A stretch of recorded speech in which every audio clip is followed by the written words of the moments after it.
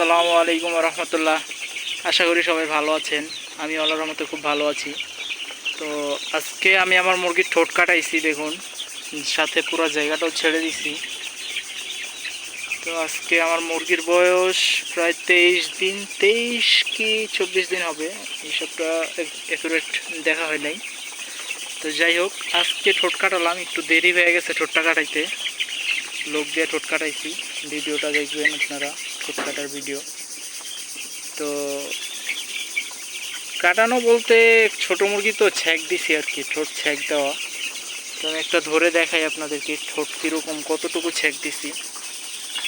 কালোর মতো মুরগি সুস্থ আছে, এই যে দেখুন একটা মুরগি, সামনে ঠোঁটটা দেখবেন। অল্প একটু ছ্যাঁক দেওয়া হয়েছে যাতে ঠোকরা ঠোকরিটা না করতে পারে।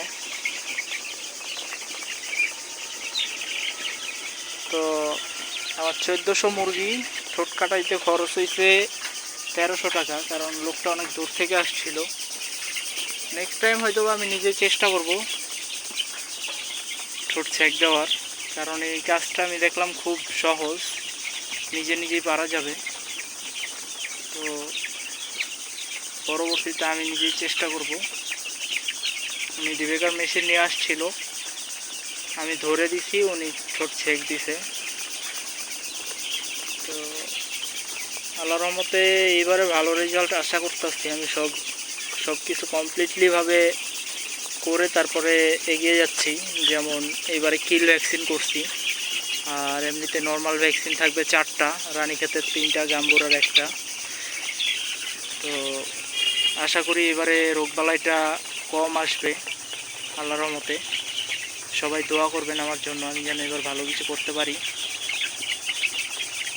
এবারে ফিডটাও খাওয়াচ্ছি, লেয়ার স্টার্টার ফিড, এটাই শেষ পর্যন্ত চলবে। এই ফিডটা বস্তা প্রতি 200 টাকা কম আছে গায়ের রেট সোনালি ফিডের চেয়ে। তো অনেক টাকা সেভ হবে মোটামুটি। তবে ওষুধ খরচটা বা আদার্স খরচটা ধরলে একটু খরচটা বেড়ে যাবে, 2000-3000-এর মতো। কারণ ওইদিকে কিল ভ্যাকসিন করাইতে আমার 6000 টাকা এক্সট্রা খরচ গেছে। তারপরও আশা করতেছি এবার ভালো ওজন আসবে। আপনারা সবাই দোয়া করবেন আমার জন্য।